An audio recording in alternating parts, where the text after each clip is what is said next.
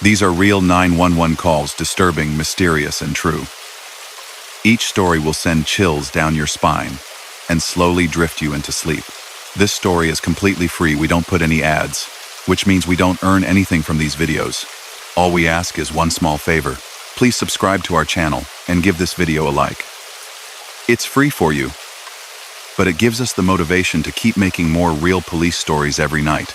Also, tell us in the comments which city are you watching from and what time is it right now. We love reading your messages. Now, let's begin the story. Story number 1.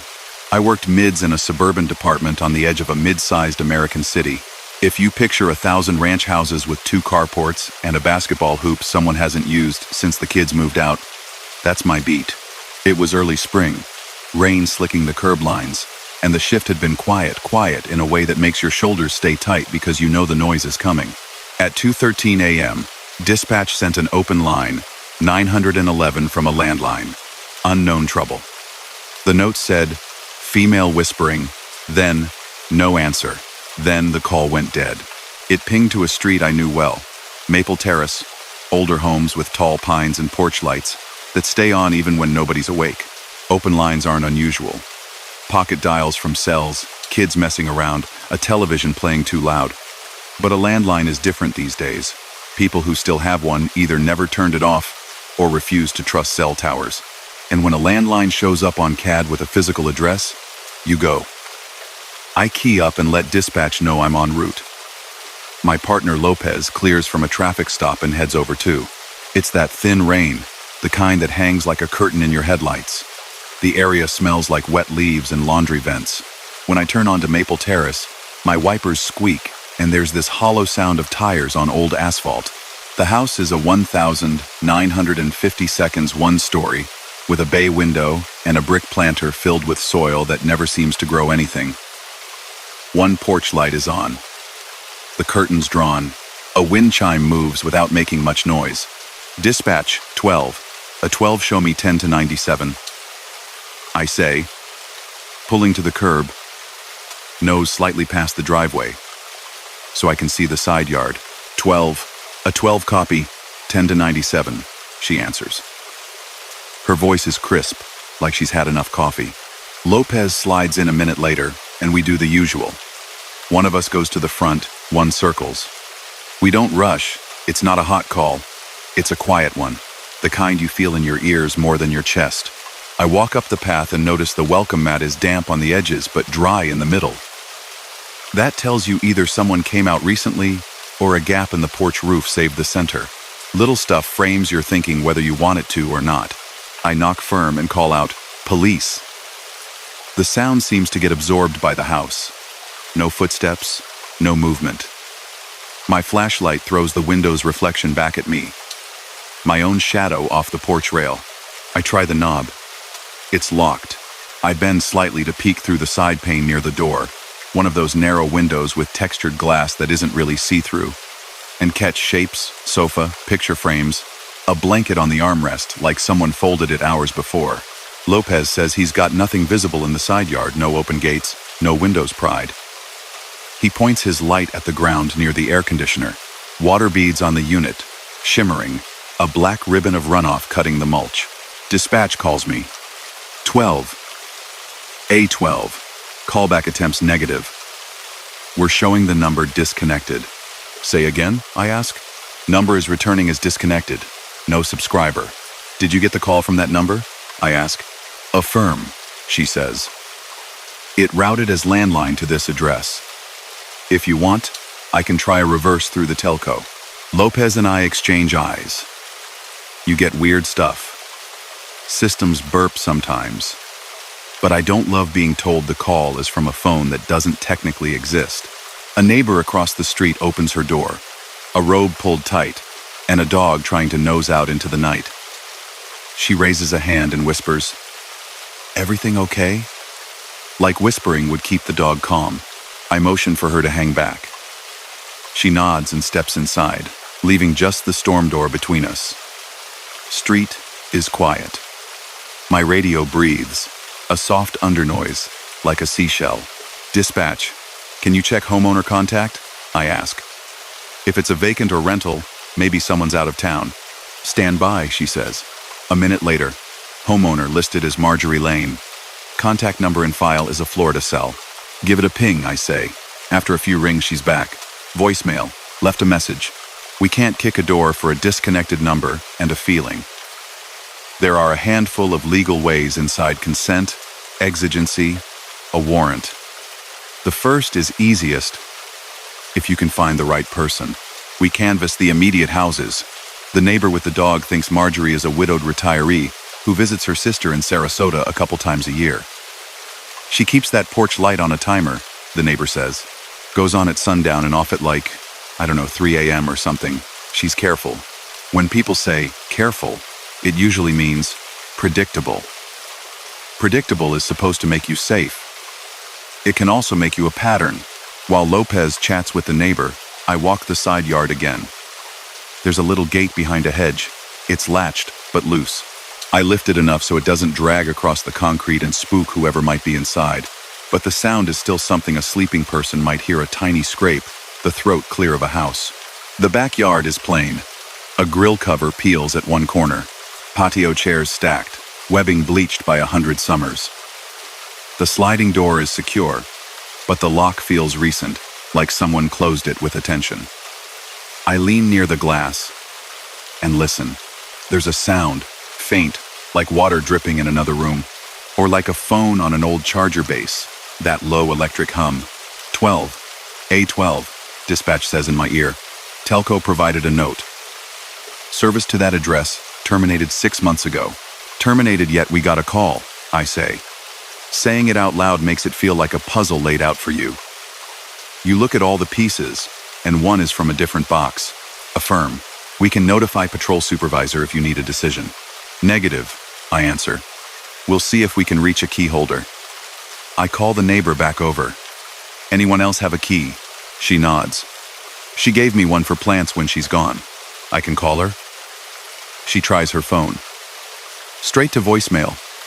Time matters. 2:30 a.m. is not when most people pick up. You comfortable letting us in for a welfare check? I ask. We had a 911 from the house. Could be phone trouble. Could be someone inside needs assistance. That line works because it's true. It's also the only way I'm going in tonight without waiting on the dawn.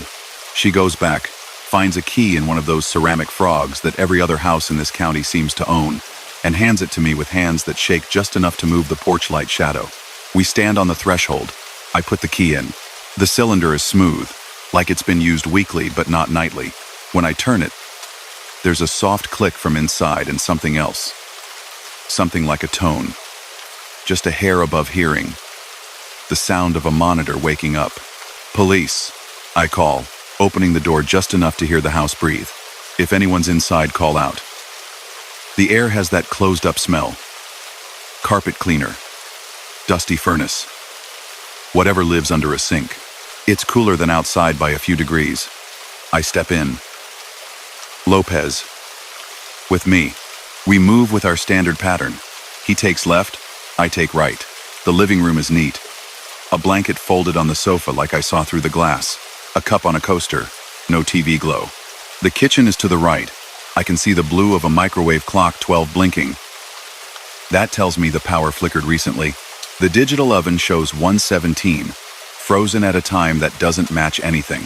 Storm earlier maybe, but we didn't get any thunder. I put a palm near a vent. Cool air but not blowing. Dispatch. We're making entry for welfare check, I say. Roll medical this way, code 2, just in case. Copy do's a do's. Fire stands by. We clear the first rooms. Spare bedroom with a quilt and a calendar still flipped to March. Framed photos. 2 kids in old swim team caps. A man with a grin that looks like authority. The bathroom smells faintly of lavender. There's a drop of water on the sink lip that's too round to be old. I point it out with light and Lopez nods. Then, from deeper in the house, the sound I grew up with. A phone ringing, not a modern digital chirp. The clear mechanical bell of a kitchen wall phone. 3 rings, then silence. Lopez freezes. We listen. It's quiet enough to hear our own breath. You hear that? He asks. Yeah, I say, though where it came from is wrong. The kitchen phone, if there is one, is silent. The counter is clean. There's an iPhone charger near the outlet with no phone connected. We stand for another minute, and the noise does not repeat. You start questioning yourself. Did the house make that? Did the rain? Did I want to hear it? We call out again. Police? If anyone's inside, come to the sound of my voice. We're here to help. My voice is steady, but there's a feeling. A thing that creeps up between your collar and your skin. We clear the hallway. The last door is a den, probably what the floor plan labeled bedroom 3 back in the 52nds. It's been turned into an office. Old desktop computer with a monitor, the size of a suitcase. An answering machine next to a push-button phone. It's one of the older models with tiny tapes inside. You can see the spools through a little window. The cord is unplugged from the wall. I know it is, because the line is coiled and resting on the floor. And yet, the message light is blinking. Lopez points with his chin. I nod, then reach over and tap play. The machine whirs and clicks in that tiny, stubborn way older devices do. A voice comes through the buy. Therese's. I have end. Little speaker. It's small, younger, breathless. Mom? It says, not afraid so much as urgent. Can you send someone?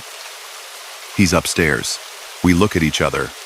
He's never been in an upstairs house. This is a ranch, and we just walked the length of it. I tap rewind and play again, because I want the words to say something different the second time. They don't. Exact same draw of air, same cadence. 12. A12, dispatch says, and we jump. We just got another open line from that residence. Sounds like faint talking. Then disconnect. Then 12. End of quote. 12. We're inside, I answer. No upstairs. We have an old answering machine playing a message with a child's voice. Saying it out loud makes it feel careless, like I'm letting a weird detail into the report that has no place there. Copy, dispatch says, and I can hear her writing it as if a pen makes it more rational. We clear the den.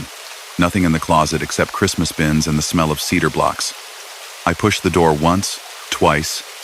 It swings smooth, no catch.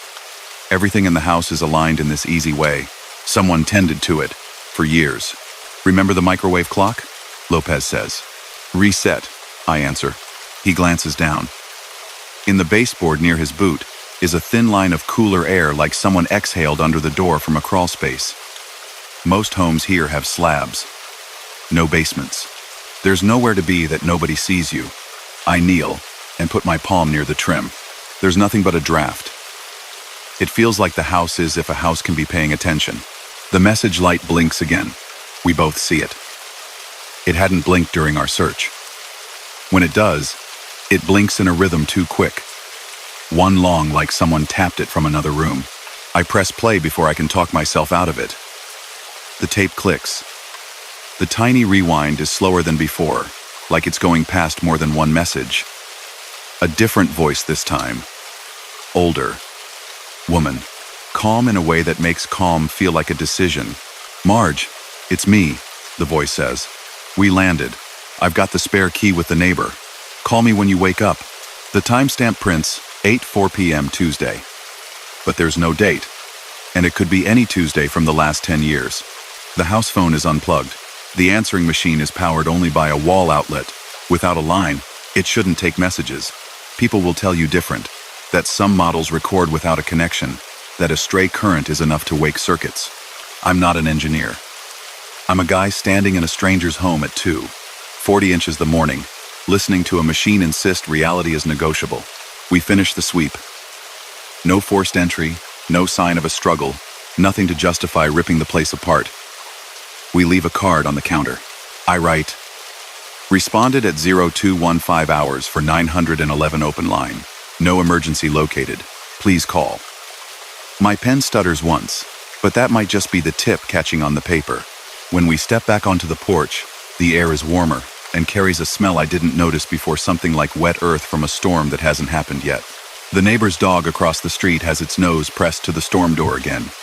Ears up at a frequency just beyond mine. Dispatch, I say. We're clearing. House is secured. Copy, she replies. For your info, Telco update.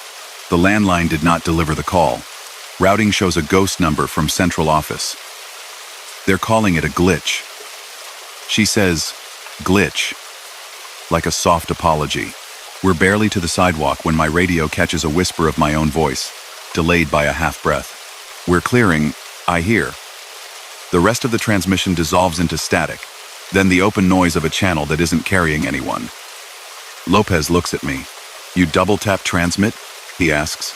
No, I say, doing the thing where you run your thumb over the mic head anyway, because contact makes you feel in control. Probably a repeater bounce. He nods.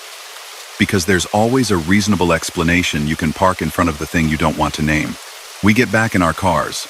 I log the basics. I put the heater up 1 degree because my hands feel colder than the night justifies. We pull away slow, and both of us check our mirrors longer than we need to. I went about the rest of the shift welfare check on a guy who fell asleep in his truck outside a 24-hour pharmacy, a noise complaint that ended with a TV turned down, but the house stayed in my head like a radio with the volume turned low. Before end of watch, I wrote up a supplemental with the telco note, because that kind of thing looks less silly if you add it while you're still tired. 2 days later, I get a call at the station. The front desk puts it through. It's a woman. She's careful with her words. Is this the officer who left a card at my house? She asks. Yes, ma'am, I say. We responded for a 911 open line. Is everything all right? I just got back in town, she says. The neighbor told me you were there. I don't have a landline anymore. I understand, I say. We saw that in the system. I do have an old machine, she says. I keep meaning to throw it out. It's habit, I guess. There's something on it. Can I play it for you? She holds her phone up. The recording is grainy through the double line of speaker to speaker. It's the same woman's voice we heard her sister, I assume, telling her she landed. Then silence. Then a new message, time-stamped for the night we were there, but with a timestamp that just says 2:14, no date. It's a child. Small. Breath a little high, like someone whispering under a blanket. Is anybody coming? The voice asks. He's upstairs. There is no upstairs. She's quiet. I wait. People sometimes need exactly the length of a breath with someone else on the line before the world feels less tilted. I had a son, she says finally. He died a long time ago. Not in the house. Not like that. But when I first moved in, he used to call me from his room, even though the house is one level. He'd say, I'm upstairs, Mom. Because he liked the idea of having an upstairs. Kids do that. They make houses bigger. She laughs, a kind laugh that isn't happy. I don't know why I'm telling you that. You're telling me because I know the layout of your house, I say. And because sometimes saying a detail out loud makes it normal. She thanks me, and we hang up. I sit with my notebook open and a line half written, no crime observed, and I try to finish it and can't. Not because there was a crime. There wasn't. But because some calls never give you the sentence you need to end your report. Lopez and I talked about it a couple times after. He told me his girlfriend's mom said old wires hold echoes, that if you rip a phone line out, it will find a way to ring once just to say goodbye. He said it with a grin because he knew it sounded like something a person says to make the air lighter. And maybe she's right. Maybe it's all explainable cross circuits, delayed routing, a blinking light that blinks, because that's what it does. Every now and then, on a late drive home, I passed Maple Terrace and slowed just enough to see the porch light. Some nights it was on, some nights it wasn't. On the nights it wasn't, the room behind the bay window looked like it was listening. I've cleared dozens of houses since then. Most give you something to put on paper. This one gave me a sentence I still don't know where to file. A phone that doesn't exist at a house with no upstairs, asking for help I couldn't deliver even if I'd found it. Story number 2. I work nights on response in a big UK city. You learn the sound of it at 3 a.m., the way the roads go hollow. The foxes click across tarmac, the faint hum of the railway, even when no trains are passing. Our control room calls it the hour nobody wants, because whatever you get then is either nothing at all or the thing you'll remember on your days off. This was an I grade, immediate response. Silent 999. Caller pressed 55 silent solution so it routes to police. BT operator flagged it as priority risk. CAD popped up with a landline CLI and a flat number. 1207, Halson Tower, Brookside Estate. Note said, female voice heard faintly. Line disconnected. Mid-call. Landline caught my eye. You don't see many. And Halson Tower. We all knew it. It had been empty a year, scheduled for demolition. 15 floors of boarded windows, a caretaker who didn't smile, and a wind that always seemed to find its way into the stairwells. Control, Sierra 2-1 and Sierra 2-3. CAD, 3918. I, grade, silent 999. 55 pressed. Source shows Halson Tower, flat 1207. Housing have the block voided.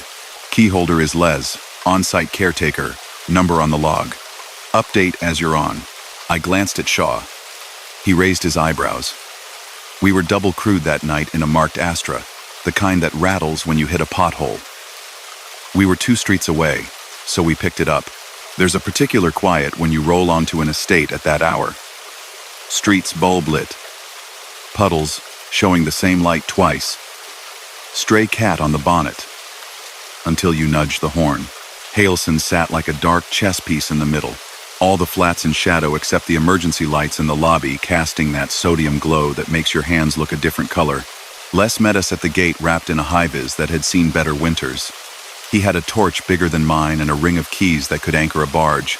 He shook his head before we even spoke. The universal caretaker answer to, "Can you let us in?" "That block's sealed," he said. "No one up there, no services, no lifts. Power's only for the lights. Phone lines cut off months ago." "Control," I said on the radio. "Sierra 2-1 on scene with caretaker. He's saying the flats are void and lines are disconnected. Can we confirm source routing with BT?" "Stand by," Control said. I could hear the clack of a keyboard. Then, "BT confirm. Cly matches the old landline for 1207, Halson Tower. They've got termination at the exchange, but the call routed anyway." Caller pressed 55. "We've got to clear it." Shaw gave me a look. We didn't have a choice. Pressing 55 means someone thinks they're in danger but can't speak. We go. We went in via the side door. The lobby smelled like damp cement and old takeaways. Lift shaft dead, doors taped. The stairwell was concrete and echo, open to the wind at every landing. Les trudged ahead, keys jangling, muttering about budgets and demolition timetables. Our boots sounded too loud. Every sound did. By the 7th floor, you could feel the cold in your teeth. By the 10th, I could see my breath. At the 12th, the strip light on the landing flickered just enough to make the corners seem to jump when you weren't staring at them. Somewhere above us, in the wind that lived in that hollow between floors, I heard a sound I hadn't heard in years. The clear mechanical ring of a phone. Not a mobile chirp, a proper bell. Shaw stopped on the stairs. "You heard that?" I nodded. The sound came 3 times, spaced out. Then nothing but the stairwell's breath. We reached the corridor for the 12th. Void tape across every door. Numbered plates near the frames. 1207 was halfway down. A brown metal door with a peephole that looked like it was blinking only because the light above it hummed harder than the others. The housing tape across the frame was intact. Dust sat on the skirting in a way that shows you if anyone has brushed past in weeks. It did not look brushed. I knocked with the flat of my hand. "Police!" My voice shook the corridor, and then sounded like someone else said it a half-second later, bouncing off the concrete. I put my ear to the door. All I could hear was that building sound, the pipe knock, a faraway vent moan. Then, once more, that phone ring. Closed this time. On the other side of the door. "Control," I said, whispering without planning to. "We're at the door to 1207. We can hear a landline ringing from inside. Tape is intact. Caretaker says the line is dead to the building." "Copy," Control said. "BT update. They can see the 999 call. It's showing as out-of-service line identified by the exchange. They're saying Ghost Clee is possible." Caller pressed 55. "Authorized to force entry if you can justify risk." We didn't need more. I took the enforcer from Shaw, the big red key, and looked to Les. He swallowed, dug out another key and said, I can break the seal if you're authorizing. Don't make me justify it to housing tomorrow. You're covered, I said. Record of CAD. Immediate risk. He cut the tape, turned the deadlock, and shouldered it. Chain wasn't on. There shouldn't be a chain. He stepped back, and I planted the enforcer. The door went on the second hit old frame. Recent screws, but nothing structural. Dust came down like old flour. The smell from inside was the stale cold of a place that hasn't been opened in months, maybe a year. There's a kind of quiet particular to empty flats. They don't have all the little machines that fill a house with a hum. Your ears go looking for a noise, and the only thing they find is your blood. I called out, "Police? Hello? If anyone's in there, call out." Shaw and I moved in a clean pattern, torches sweeping low, then high. The hallway was narrow, wallpaper scratched to a dull shine where furniture has scraped for years. The lounge was boxy and bare. No carpet, just concrete where the underlay had been pulled. No fridge hum, no boiler click. A couple of letters in the corner, post addressed to the occupier with dates from the previous winter. On the kitchen wall was a telephone box with the plastic cracked. An old handset, white turned yellow with time, hung in place. The cable had been cut flush at the skirting. You could see the copper, greened with air. No way that phone rang. Shaw checked the bedrooms. Bare. Dust that makes little clouds when your feet ride on it. The bathroom smelled faintly of mold. The only thing with a light was the emergency strip in the hallway, green and steady. "Control," Shaw said. "Flat's empty. No signs of recent occupation. Telephone present but physically disconnected. Control. Copy." BT attempted callback. No ringback tone. They're as confused as we are. The ring came again, 3 times. But this time it wasn't from the kitchen. It floated down the corridor, soft and absolute, like it came out of the wall. Les, who had been brave until then, swore softly and put his torch beam on his boots. "Is there another handset in here?" I asked him. "There shouldn't be anything," he said. "Housing strip it all before voiding." I stepped back into the lounge and listened. There's a way you go still. All muscle memory from waiting on foot chases or door knocks. And you let the shape of the sound tell you what to do next. The ring didn't repeat. Instead, there was a soft plastic clicking, tiny and regular, like the sound a cheap kitchen timer makes when it winds back to 0. It came from the little alcove by the meters. We put our torches there. On the shelf sat a telecare unit. The kind older residents have a care line box, white plastic, single red button, little speaker grill. The mains plug hung loose. The phone lead was cut like the other, but the red light on the box pulsed every few seconds, faint as a heartbeat under a duvet. "Battery," said Shaw, crouching. "Could be a backup. It shouldn't work without a line." He pressed the red button. The unit made a tiny beeping sound, tried to seize a line that didn't exist, and then, through the little speaker, a voice that sounded like it was traveling from a long way away said, "Please wait while we connect you." The 3 of us didn't breathe. The unit made a tone, like the beginning of a call, and then nothing. The red light kept pulsing. "Control," I said. "We've located a telecare unit. It appears to have residual battery. It's attempting to dial despite being unplugged. Any chance the 999 originated from a telecare network?" "Control. We're checking with telecare provider. Stand by." We stood in that dead flat with our breath fogging the torch beams and listened to a plastic box insist on doing its job to no one. The wind outside took a deep run-up at the side of the tower and made the floor under my boots feel like it wanted to turn into a boat. I thought of whoever used to stand in this room, winter nights, window shut against the same wind, hand on that red button for comfort. My radio hissed, and control came back. Telecare confirmed this address had a unit, decommissioned 8 months ago. SIM card removed, number retired. They say it cannot connect. BT add that there was no ringback when they tried. They also say the caller pressed 55 twice, with a gap of about 30 seconds. "Twice?" I asked. "Affirm." I looked at Shaw. He shrugged. "We've done what we can," he said, which is what you say when you feel the line between reasonable and unreasonable, and you're trying to stand on the sensible side of it. We cleared the flat properly. Cupboards open. Loft hatch. There wasn't one. Under sink. No food. No cups. Every place you could hide a person we checked. Nothing. We'd forced entry and found a machine blinking at us like a slow eyelid. I left a card out of habit, and also because habit gives you something to hold. Police attended at 3:12 hours, following 999 call. No persons found, I wrote, though it felt strange to write to a room. On the way out, at the threshold, I heard it again. Not the ring. A voice. Small. Not childlike exactly, words were too careful, but quiet, like someone practicing not to be heard. It said, "Is anyone coming?"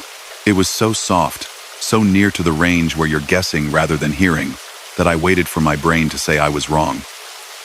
Shaw turned his head just a fraction. Not at me.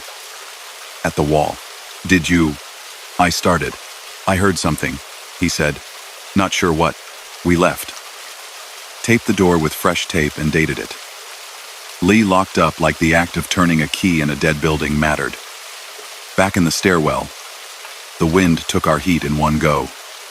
Down we went. The estate looked smaller from the ground. Nights do that, bring the sky closer, and make your roots feel like a map drawn by a kid, with houses too big and roads too thin. Control pinged us on the way to the car. Update. BT advised the CLI ceased to exist in their systems 8 months ago. They've raised an internal fault to the exchange. Telecare logged an anomaly at 3:11 on a retired unit ID. No call recorded. No connection established. Shaw rubbed his face. So someone pressed 55 from a phone that doesn't exist twice? Seems so, I said. Sarge rang while we were doing the paperwork at the bonnet. You forced right? Yes, boss, I said. Door was taped. We've resealed. Nothing inside. Telecare box did something it shouldn't. He sighed. We'll get grief from housing tomorrow. I'll bat it back with the CAD.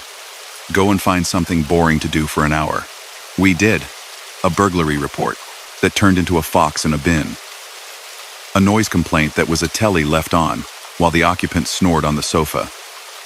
By end of duty, the flat was a paragraph on a form and some tape with our initials.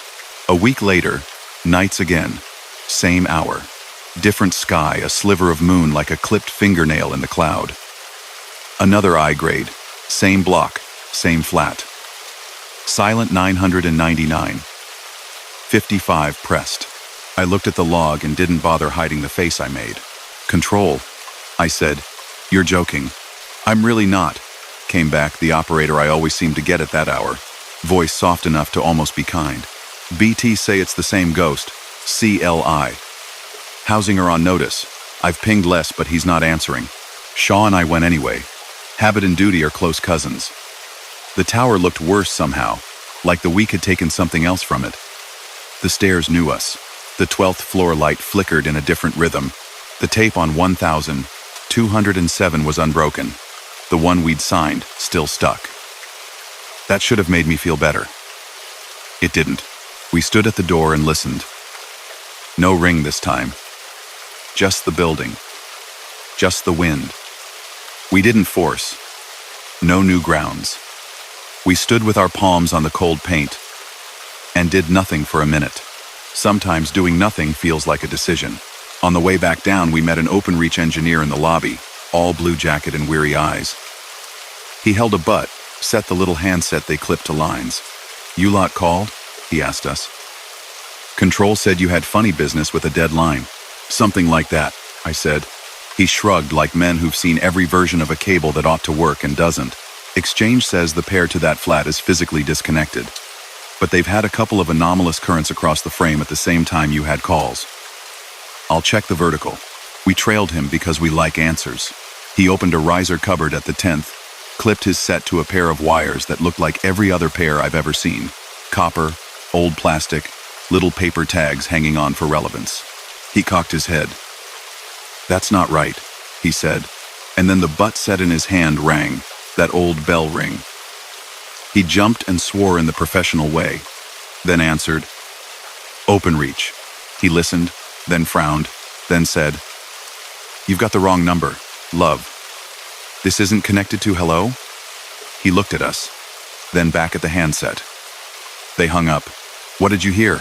I asked, keeping my voice at that even level we use when the edges of something are off.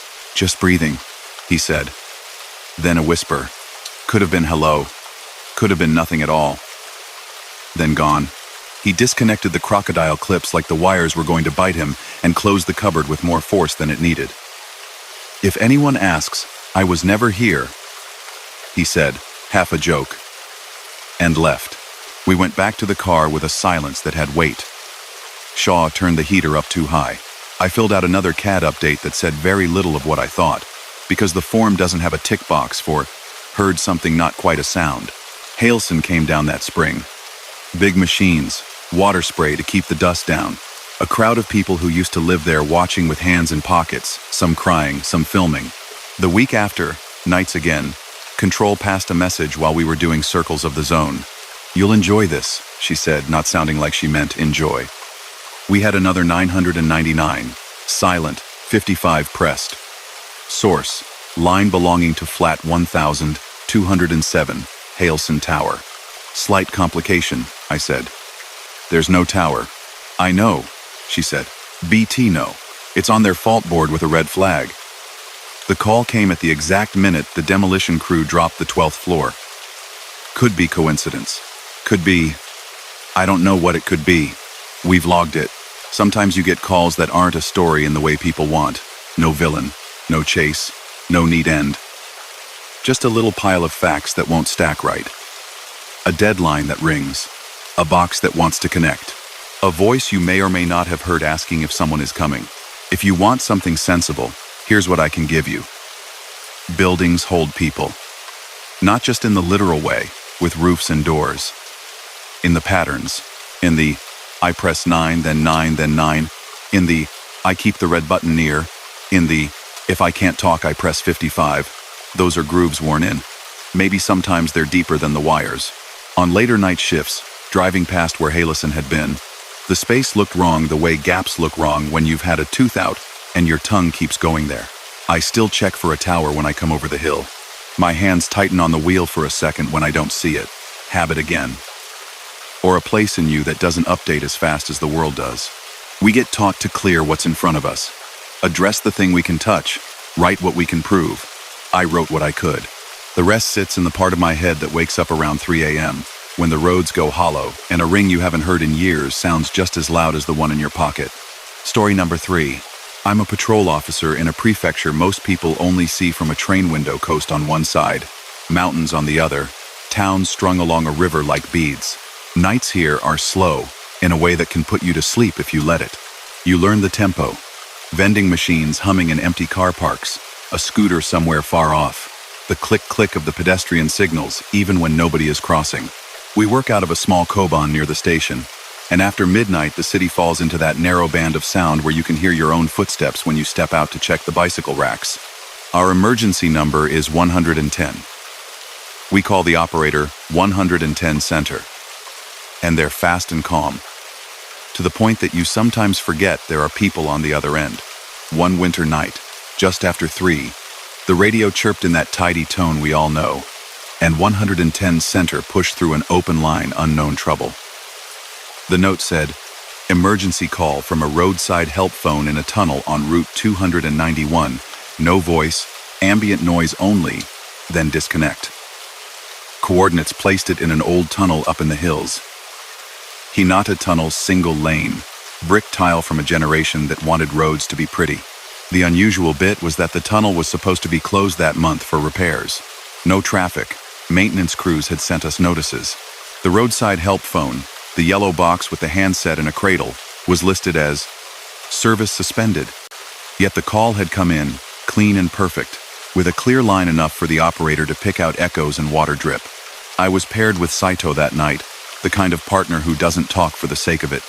His face makes most people tell the truth by accident. We acknowledged the call and rolled out in the patrol car. Heaters a little too high because the cold off the river can get into your bones if you give it 20 minutes. Snow was just starting a dry powder that made the streetlights look like they were full of dust. Our route took us out past shuttered storefronts with signs that had been proud once, then onto a 2-lane road that started climbing. Forest pressed close on both sides. Every few minutes we'd hit a patch of ice, and the traction control light would flash like a tiny heartbeat on the dash. The radio settled into that night hum, other units checking people, a freight train somewhere hitting a horn like a memory. 110 Center, I said, keying up. This is West Car 2. Confirm source. Hinata Tunnel, roadside emergency phone. Westcar 2, 110 center confirms. Call duration 21 seconds. Open line, ambient sound, dripping water, hard surfaces, no speech, no DTMF tones. There was a second call 2 minutes later from the same source. 3 beeps. Disconnect. What do you mean 3 beeps? Saito asked, eyes still on the road. Like someone pressing the buttons, the operator said. Then the line went dead. Is road office aware the tunnel is closed? I asked. Highway says the entrance has barriers. Work crews are off hours. They can send a supervisor if needed.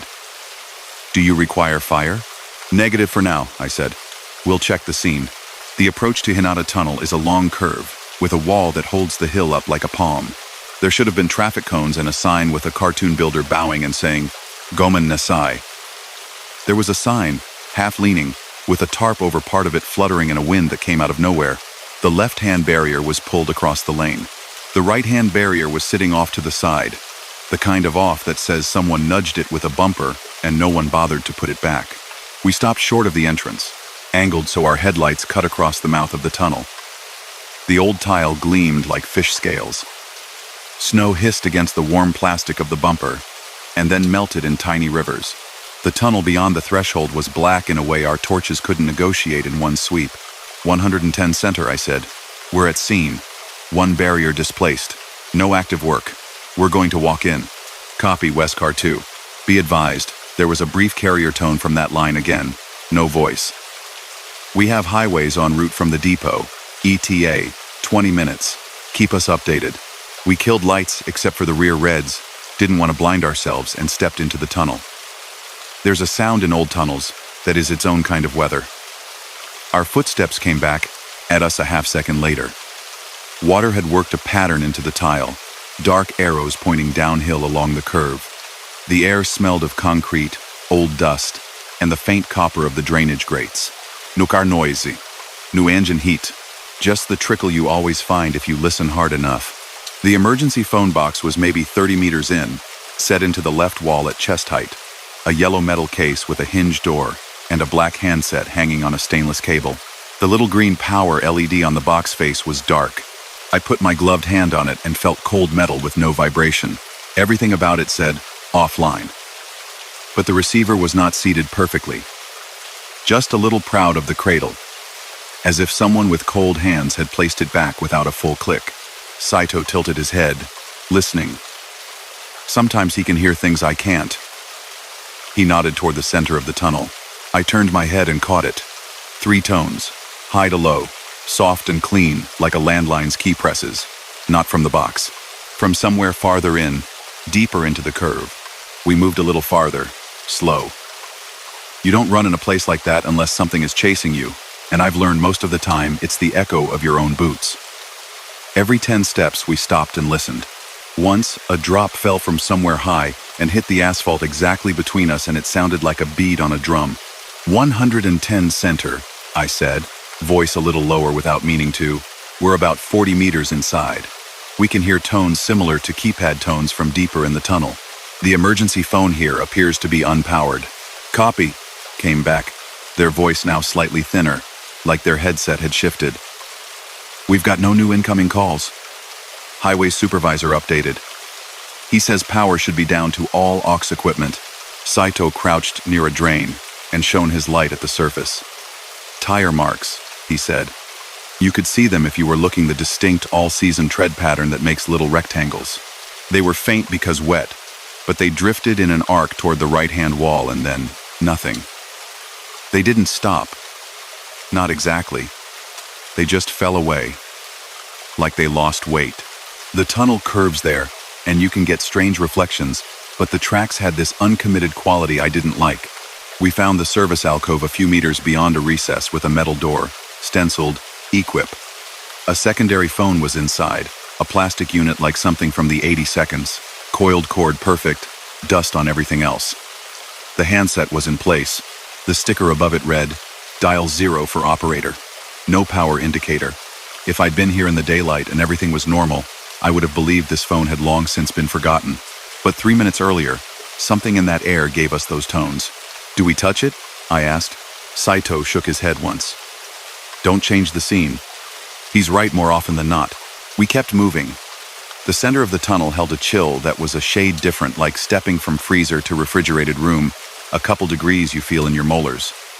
The drip got regular. 1, 2, 3, pause. 1 to 2. It started to overlap with the three tones in a way that made it hard to know which had started first. At about the midpoint, a weak light showed itself as a smudge on the tile, coming from the far end. It wasn't sunlight. It was our red flashers, reflected and bent back by the curve, reaching farther than they should. And then, all at once, the speaker in the yellow box behind us, the one we'd left, crackled. That dry paper sound of a line opening. No ring, just the click, and that sudden sense of a space on the other end. West Car 2, 110 Center said in our earpieces. We've received a third call. Open line. The operator can hear 2 male voices and footsteps. We believe that's you. Are you hearing us from your end through the tunnel phone? I asked, half turning to look at a thing I couldn't see. Negative, the operator said. The call is inbound to us from that tunnel's number. We have not connected you. There is no patch. Saito and I stood in that long tile throat, with a third party making a call from a phone with no power, and listening to us stand in a room where time felt like it had forgotten most of its rules. I let the silence sit because sometimes silence tells you more than a question. Then, from deeper in, we both heard it. A short, whispered word. Just one. It could have been Taskati, help. It could have been Kita, came. The shape of it was small and definite, and made for sharing. It did not come from my left. It did not come from my right. It came from where a car's headlights should be if a car were there. We need to check the far portal, Saito said quietly. And we moved again. Near the exit, the road had a scuff in the paint line, the kind a bumper makes when someone noses against it at just the wrong angle. There were no shards of plastic, no metal filings, nothing to tell the story properly. Outside, the snow was heavier. It had drifted against the far barrier in a way that made a dune in miniature. No fresh tire marks in the snow leading in or out. The world at that end was the same as the world at the other. Trees, a cut in the hill, our breath making white ghosts. The highway supervisor arrived in a small truck with amber lights strobing politely. He was all polite bows and apologies for the hour, until he saw where we'd been standing. Then he put his hands in his pockets, and went serious in the way people do when a checklist meets reality. This tunnel's auxiliary systems are down, he said after the greetings. We pulled the main fuses last week. There is no power to the phones. Someone called 110 3 times tonight from one of them, I said. We also heard keypad tones from somewhere mid-span. There are faint tire marks that go nowhere. Can you open the equipment panel for the emergency phone? He had a ring of keys that looked exactly like what you think a man like that would carry. He opened the yellow box. Inside was an older circuit board, dust on the corners, a green LED that should tell you when the phone is alive. It was dark. He pulled a tester from his pocket and clipped it to the input. Dead, he said. If this thing made a call, it did it on hope. Then his eyes flicked to the handset. Was this seated when you arrived? Not quite, I said. Sometimes, he said and stopped. He shrugged it into a different sentence. People with cold hands don't seat them all the way. He looked into the tunnel with us like it was a museum piece. Hinata's been here a long time, he said, not looking at us. We're closing it this spring and cutting a new one through the rock. The old stories say a lot of cars broke down halfway because the air makes engines think they're tired. I think that's just tile sweat and carburetors from another era. But you know how stories are. We did a thorough check, the way you do when you want to leave with a clear conscience. We walked the length one more time. We put our hands on the tile. We stood still and counted the time between drips until the interval stuck in our heads and became a rhythm. We called out again.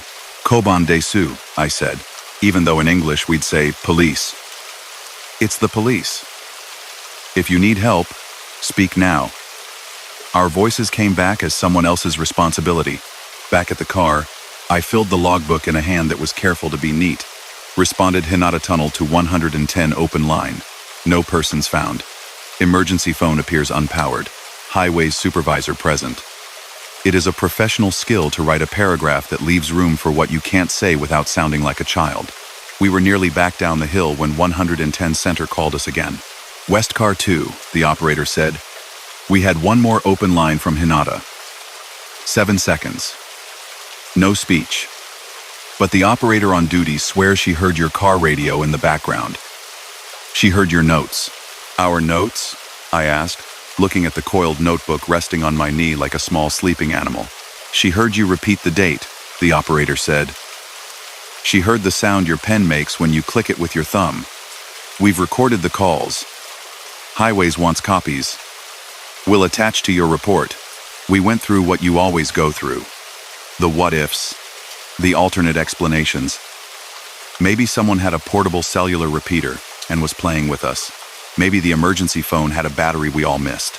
Maybe sound did something odd in the curve, found a conduit in a maintenance line, and ended up telling the operator a story from the wrong end of the line. You stack these maybes like traffic cones and hope they keep people from driving off the road you've mapped for them.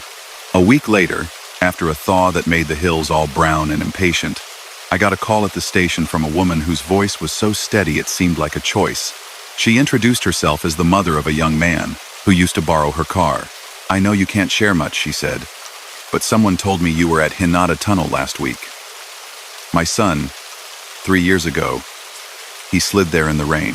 He called me first, and I told him to call 110. He laughed. He always laughed when he was scared. He said, I can't hear them. It's like I'm under a blanket. The call dropped. He was fine, just a broken bumper, but for months afterwards, when he drove at night, his car's Bluetooth would ring once, just once, as he came to the tunnel, as if someone was trying to call him and stopped. We got a new car last year. It does the same thing. I didn't tell her what we heard. It wouldn't have helped. I told her what I could, which was, we came. We checked. We'll go again if we're called. Spring came, and they cut the new tunnel. Hinata went quiet for good. They took the tiles down in sections, loaded into trucks that drove off like they were embarrassed to be seen. The yellow phone boxes were unbolted and stacked by a fence, their handsets dangling like punctuation. I passed them one afternoon, and every instinct I have from a life with radios and wires wanted to pick one up and say into it, we heard you. There are nights, late shifts when the vending machine coffee is a sin and the streets are more water than land, when I drive that stretch with the window cracked a finger width. The new tunnel is smooth, ventilation good, white lights, no-drip rhythm. But when I hit the midpoint, sometimes my radio does a small, harmless thing carrier tone with no voice, a breath of static like someone just pressed the push to talk and lifted their thumb before thinking. Sometimes my pen clicks by itself because I fiddle with it when the car is too quiet, and the sound of it in that space makes the hair on my arm wake up and watch. I tell myself, somewhere, there's a box that wanted so badly to do its job that it called out until we stood in front of it and said, we're here, even if there was nothing left to fix. I've cleared factories in the dark, walked station platforms at 3 when the last train was a rumor, been in flats that smelled like vacuumed curtains and absence. Most of the time, it's people. Clear, messy, happy, sad people. And sometimes it's a phone in a dark tunnel that insists on being a person for a little while. When they cut the power, a lot of things stopped. Maybe not all of them. Story number 4. I'm a senior constable in a regional station on the east coast of Australia. Cane fields, mangroves, and a long, flat highway that goes quiet enough at night you can hear your tires hum like a tuning fork. We run lean on mids. Some nights it's just me with a highway car drifting through a lot of dark paddocks while the sugar mill breathes steam into the sky. Our emergency number is 000, and comms is a calm voice in Brisbane who always sounds like they're 2 steps ahead and half a cup of coffee steadier than the rest of us. This night was winter clear, cool, and a mist sitting low over the drains like a sheet. I just rolled a servo check and was cutting through the back road by the Cane tram line when comms put out a priority one. All units, we have an automated crash detection call, the operator said, crisp. Unverified, no voice. iPhone crash alert. Lat divided by long indicates Old River Road near the closed timber bridge. Possible rollover. No additional details. We've been getting more of those phones and watches calling for people who can't or don't. It's saved lives. It's also sent us into paddocks chasing kangaroos that hit utes and shook loose a handset.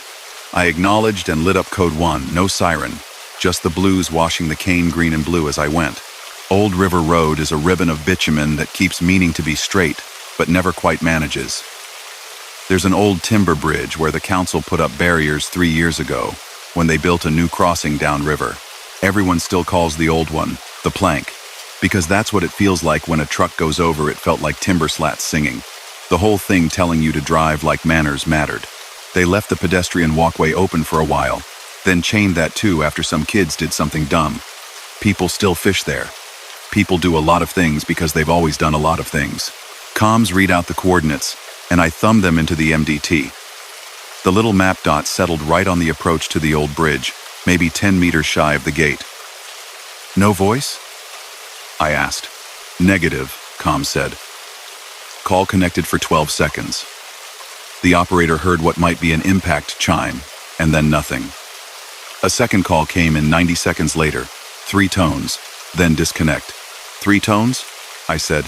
Affirm, like someone tapped digits. No further audio. We're trying a callback to the handset. It's not connecting.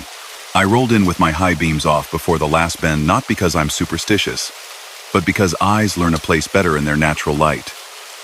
The cane was wearing the mist like a scarf. You could smell the river from 50 out, a cold, mineral smell like wet coins.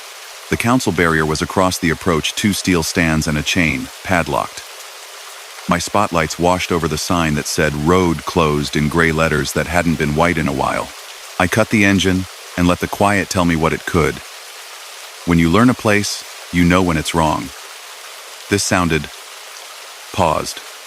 No engines. No frogs calling from the drains. Just the soft tick of a cooling bull bar and the river's slow breath under the plank.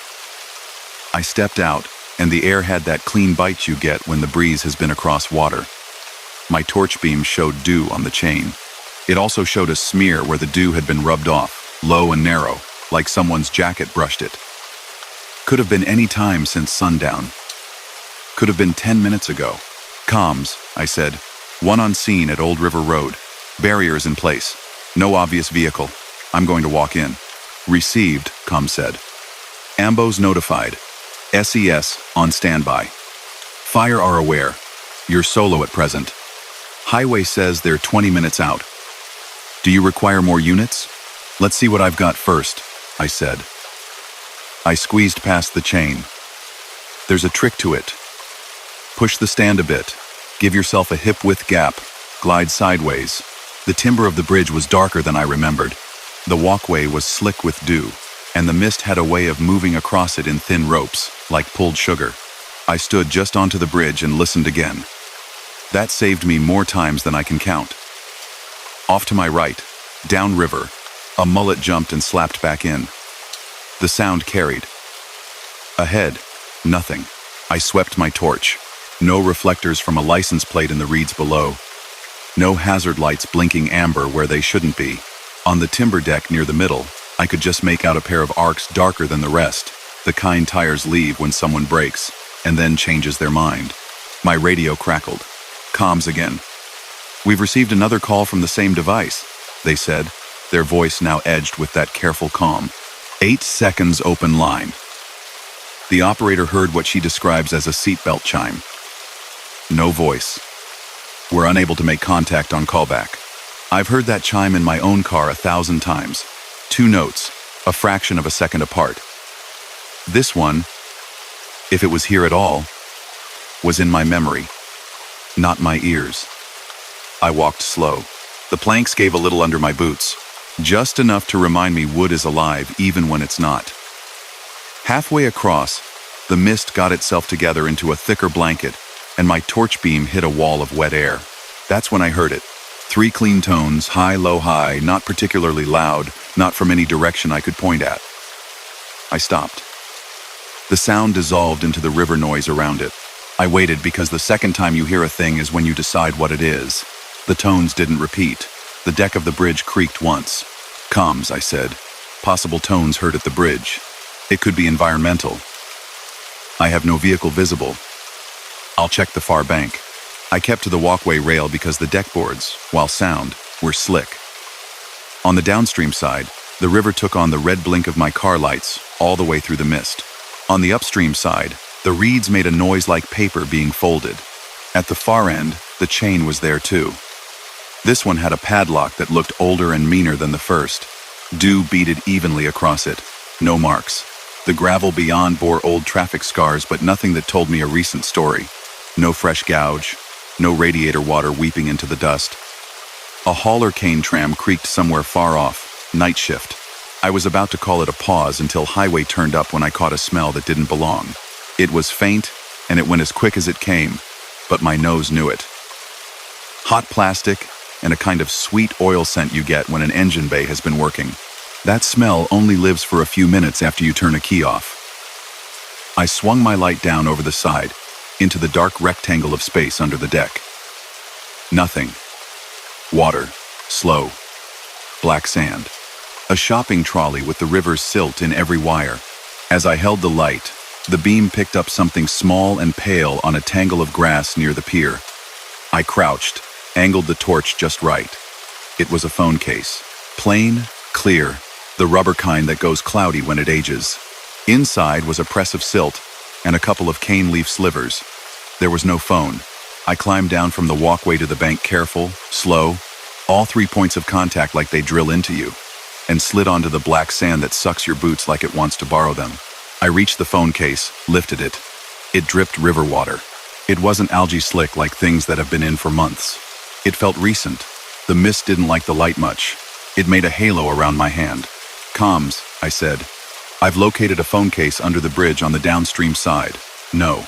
Handset present. I can't tell if it's related. No vehicle visible in the water. I can smell what might be engine heat, but it's dissipating." "Received," comm said. "We're patching ambos closer. SES are now rolling code 1 with the floodlight rig. Stand by."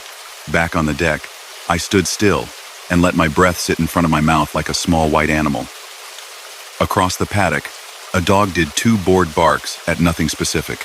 My radio squelched, and then very softly, carrying just enough for me to doubt myself, I heard a single word, not from the speaker but the space around it. It sounded like, "Mate?" the way someone says it when they can't see you. It could have been reed rub. It could have been my brain reminding me the only thing between me and the river was planks and a habit of not falling. Another unit arrived while I was writing the first lines of what would be the report on my notebook with the rain cover. Highway a bloke named Ryder. I'd known since he was a probationary constable with the wrong boots. He turned up without the siren too, because he's not one for announcing himself to rivers. We did our hellos low, the way people do in dark places, and I showed him the arcs on the boards and the phone case. He nodded and said, "I can smell it too." We did a slow look on both banks with our torches paired. You learn to cross your beams at 50 meters, makes anything reflective pop like it wants to be seen. We got nothing that made more sense than the case. SES arrived with the floodlight. They're good, quiet, busy, everyone knowing what to grab without being told. They lit the water like a stage, and the black went away in a flare. I hate and love that light. It shows you all your wrong guesses. It also makes the world feel like a set. Comms came back. "We've just had another automated call," they said. "This one includes the Apple playback audio. It looks like you've been in a crash. iPhone will call emergency services. It's time-stamped 2 minutes ago. Location unmoved. No device connection possible. We've logged it 2 minutes ago." You get used to time doing a thing out here, you feel like it's stretching, and then you look down and the numbers do what they always do. We searched. SES probed with poles where a car might have gone if a car had gone. No tire tracks over the edge. No broken rails because there are no rails. The arc marks on the boards looked like a thought someone had and then didn't. The only physical thing I could hold up to a sergeant later was the case and the smell I couldn't bag. We stood to the side with the lights off for a minute. That's not in any manual, but everyone does it. Let the place talk. We got the river again.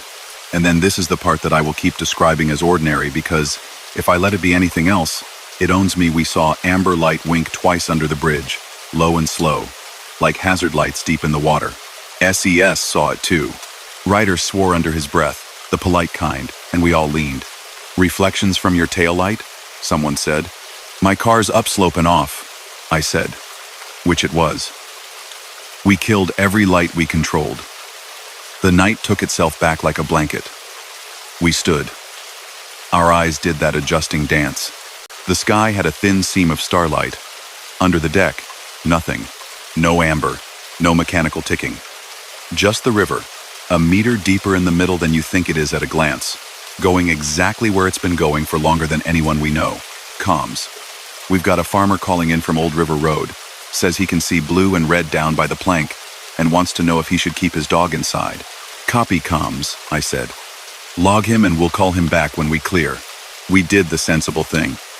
Wrote the details, logged the false starts, searched until it felt like we were searching only for the sake of not turning around. Ambos stood with their kit by the Ute Bay door, gloves ready, patience in that particular way of paramedics at night. When we finally cleared, I left a note in the log, no vehicle located, no persons located, further patrols will continue.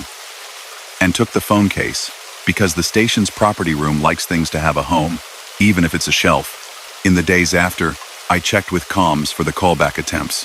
Telstra showed the device as possible out of coverage or powered off.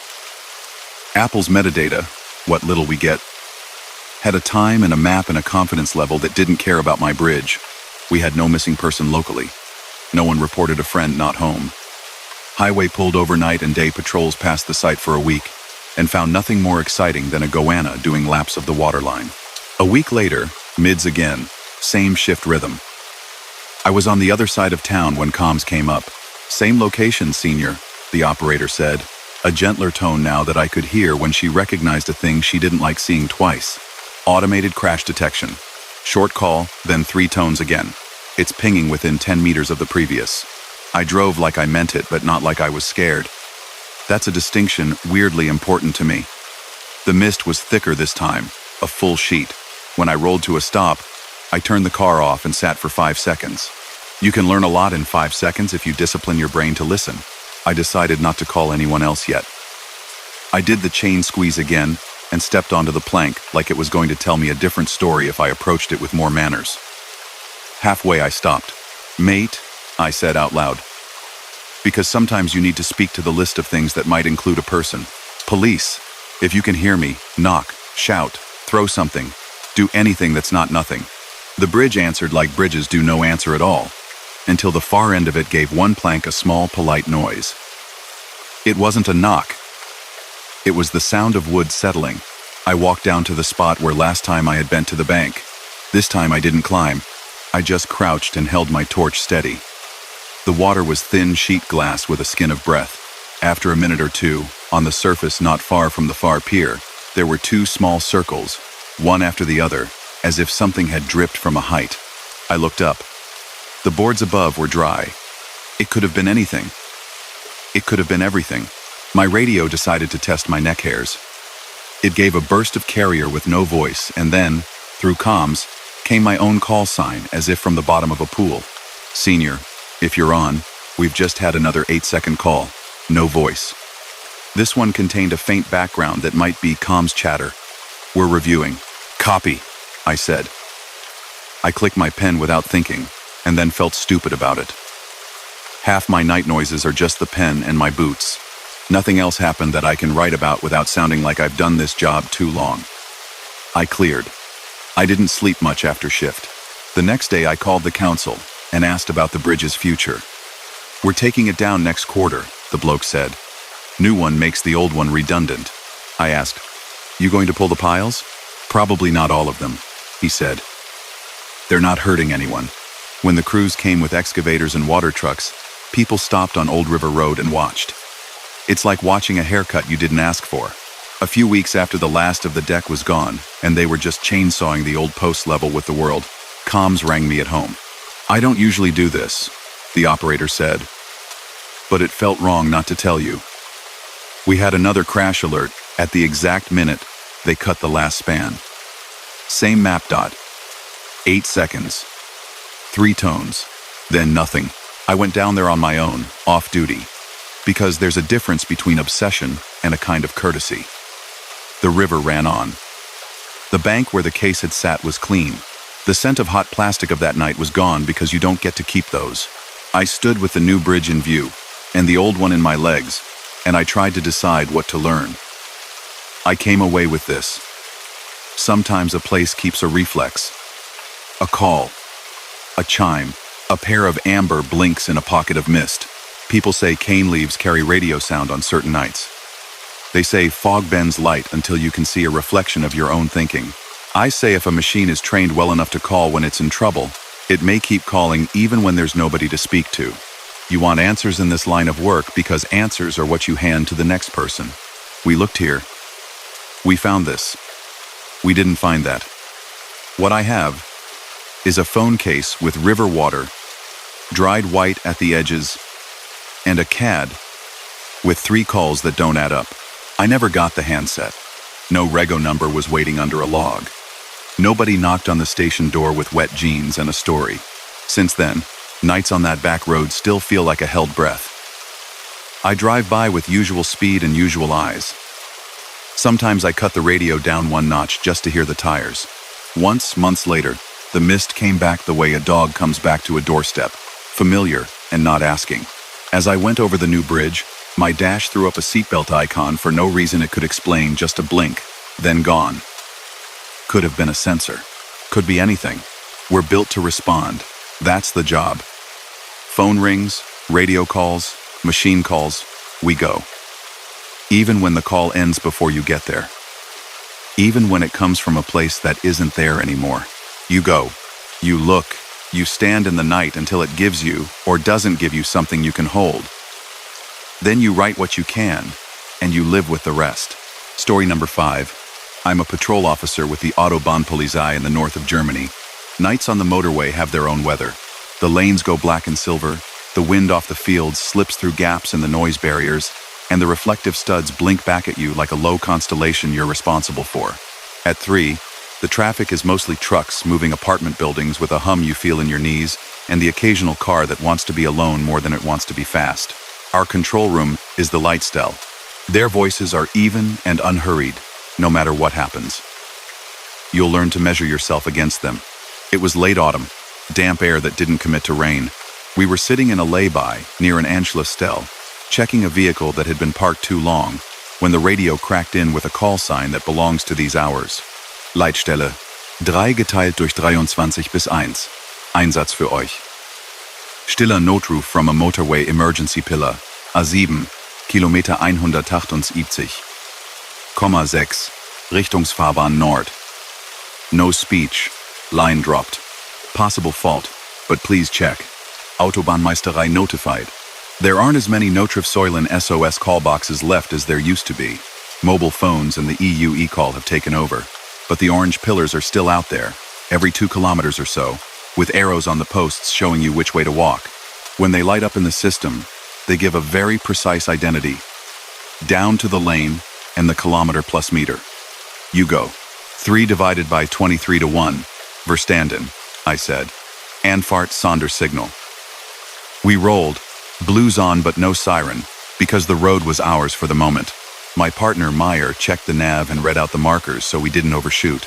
We call the road by number A7, but in your head, at that hour, it's just a very long, very straight place where weird things have more room.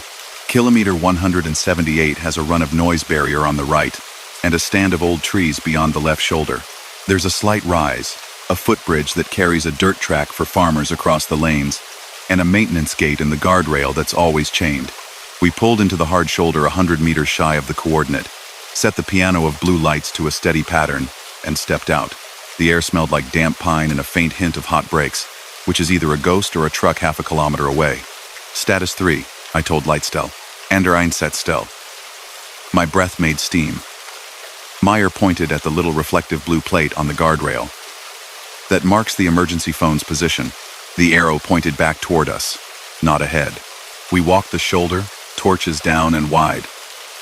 You get used to the shape of that space drainage channel, verge grass, then the post line. Where the pillar should have been there was a neat concrete base, 4 bolts protruding like teeth, an empty bracket, and a stub of conduit capped with old tape. Someone had removed the Nottrifsäule months ago and hadn't bothered to disguise it. A sticker on the bracket had survived long enough to fade to almost nothing. If I squinted, I could still read, Beim Sprechen zur Fahrbahn wenden. Face the road when you speak. The human instruction to talk to a place you are supposed to be leaving. Lightstell, 3 divided by 23 to 1, I said, bending to touch the capped cable. Cold. Dry. At 170, 8.6, I have no pillar present, only the base. Appears decommissioned. The operator didn't even sigh. Copy, 3 divided by 23 to 1. The call came with ID 170, 8.6 RFB Nord. Duration 10 seconds, silence only. There was a second open line 30 seconds later. No voice. Autobahnmeisterei en route with telecom on call. Any evidence of an incident? Meyer was already scanning the guardrail for scuffs. He pointed to a faint swipe on the metal shiny arc about half a meter long, recent enough that road dust hadn't dulled it. No paint transfer. No plastic shards in the channel.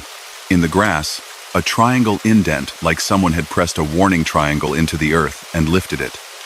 The soil was damp and held the memory. I crouched at the scuff, put the light along it. It was low, bumper height. In the drainage channel, a dark patch that looked like water but wasn't, when I touched it with a gloved finger. The smell came, not fuel, not oil. That sweet, hot plastic tang you get when a cabin fan runs after a long pull, a smell that says a machine was here and alive not long ago. Overhead, a single truck passed, its tires whispering like a hand across paper. Its taillights painted the inside of the barrier red and kept going north. Beyond our lights, the motorway fell back into the kind of dark that thinks it deserves to be permanent. We checked the ditch for objects. Nothing obvious, no phone, no bag, no jacket. I walked the meter line posts and watched the numbers count themselves in blue. Behind the barrier, on the agricultural side, a deer stood with its head up, breath visible. When it moved its ears, the noiselessness changed shape. The radio cracked with that little paper tear again. 3 divided by 23 to 1, Lightstell said. We've got another activation. Same ID. Operator hears faint tones, 3 beeps, then the line cut. Telecom says the line to that pedestal has been physically disconnected at the distribution box since last winter. Meyer glanced at me. 3 tones, he said. Like keypad? Or like a call progress? Operator describes them as high, low, high, Lightstell answered. We're recording. There's no good reason to hear beeps from a column that doesn't exist, sent down a line that isn't connected. I stood with a hand on the empty bracket, because it gave my body something to be responsible for. Human beings are cables too sometimes. We walked back to our car and pulled forward to cover the maintenance gate so we weren't a surprise for anyone coming around the bend. Then we crossed to the central barrier and looked down the opposite carriageway for anything that would answer the scuff. Across the central reservation, the southbound hard shoulder was empty, clean. The asphalt had that slight shimmer that makes you see things that aren't there if you're generous with your imagination.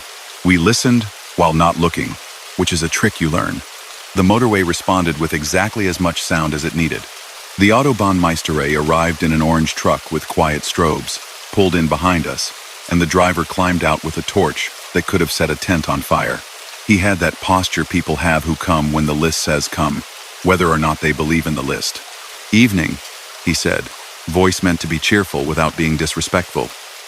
We had a pillar call? He looked where my light was and frowned. But there isn't one there. Not anymore, I said. Lightstell has 3 activations. Your ID. He scratched his neck, then walked to the base like he could make it change if he just looked hard enough. We pulled this section in spring, he said. It's capped at the cabinet. Telecom put blank plates in. No power. No copper to the pillar. He pointed with the torch to a small gray box tucked behind the barrier 20 meters along. A distribution cabinet. He put a key in it and opened the door. Inside was a row of modules, each with 2 screw terminals and a paper label. One strip had 178.6 newtons, written in pencil, then crossed out. He took out a butt set. Technicians everywhere carry the same little handset with crocodile clips. He looked at me like he felt silly and clipped onto the dead pair anyway. The butt set sat in his hand like it had always been a phone. He put it to his ear. Nothing, he said. He flicked the little switch that sends a talk battery. Still nothing. He was closing the cabinet when the butt set made a sound it had no right to make. A very small, very old-fashioned ring. He stared at it like it had coughed. He pressed the talk key. Autobahnmeisterei, he said, professional by instinct. He listened, and in the way people go still when they don't want to scare a sound away, he looked at me out of the corner of his eye. "Hello?" he said. Then very quietly, not into the phone, to us. "I can hear something, like air, and a click. That's it." He lifted the handset away, like you do when you don't want something that feels wrong to be touching you. "No line," he said to the air, asserting the fact. "It's not possible." Leitstelle called us again. We now show two separate short activations separated by 20 seconds. Whatever it is, it's trying more than once. Operator recorded background noise that could be traffic, or static. We staged a slow search. Meyer took another 100 meters north, checking for any obvious debris. I climbed the embankment behind the noise barrier, where there's a maintenance path paving slabs, moss, and cigarette ends from day shift. The footbridge above threw a thin shadow onto the rail. On the pathway was a metal plate bolted to the fence, the kind that holds instructions with little diagrams. This one had been brushed clear of dirt by a hand or a gust. The drawings showed a stick figure standing at a pillar, arrow toward the road, dot for the mouth. Underneath, "Bitte deutlich sprechen." Be clear. I don't always talk to empty air. When I do it in a voice that sounds like it belongs to my job, so it feels less like I'm making something for myself. "Police?" I said toward the Bruve road, not loud. "If anyone needs help, call out. If you can't, make a noise." The noise I got belonged to a small bird moving under the barrier and a leaf releasing water onto another leaf. Which is to say, the earth did what the earth does, and I had nothing I could write down that would satisfy a skeptical sergeant. We were about to clear when the Leitstelle asked us to stand by a minute. "There's a truck driver on 110, the operator said. He says just after 3 he passed that point and saw a flicker of hazard lights low in the grass on the right. He thought it was someone with a triangle. He didn't stop because he had nowhere safe and figured we'd be there. The hazard light thing made my skin do that shrinking thing under the collar. I walked the verge again, this time a little slower than pride wants you to. I found a triangular mark I'd seen, but not believed enough in the first time. Behind it, in the grass, my torch found what my brain had been waiting for. Nothing dramatic. Just a plastic lens cap from a rear indicator. No car attached. No obvious break, like it had been dropped and not torn. The part numbers were still legible. I held it up for Meyer. He made a face like, "It's something," which is worse sometimes than finding nothing. We logged the part, taped it to a property bag from the kit. The Autobahnmeisterei guy said, "We'll bring a sweeper in the morning, run the shoulder, check the ditch with daylight." He closed his cabinet, locked it, and looked at the empty bracket one more time, like it was trying not to be rude. We cleared. The motorway took us back into it. I wrote the report words you always end up writing. No persons found. No vehicle located. Possible false alarm. The only thing that wasn't routine was the bit where I added, "Decommissioned Notruf Soil ID'd. Calls recorded." I know what that looks like in a file. I wrote it anyway. 2 nights later, I was on a different stretch, trying not to think about how the inside of the car starts to smell like your winter jacket no matter what you do, when the Leitstelle called our sign again. 3 divided by 23 to 1. Same location, 178.6. Repeated silent call. Telecom were on site earlier today. Confirmed no connection. Autobahnmeisterei reports cabinet sealed. Please do a drive-by. We did. Same damp. Same trees. Another truck rolling north with the steady breath of a small ship. We slowed to shoulder speed and let our lights play across the bracket. The world did not perform for us. We didn't stop. We just preened the moment with attention and then let it go. A week after that, we were asked to meet a telecom technician at the roadside cabinet. He wore the weary curiosity of a man whose day had been going fine until a file on his desk refused to close. He opened the cabinet again, clipped in, and showed us an oscilloscope trace on a small handheld. "Look," he said. "When the calls hit your Leitstelle record, our frame logs show a very short voltage rise on this dead pair.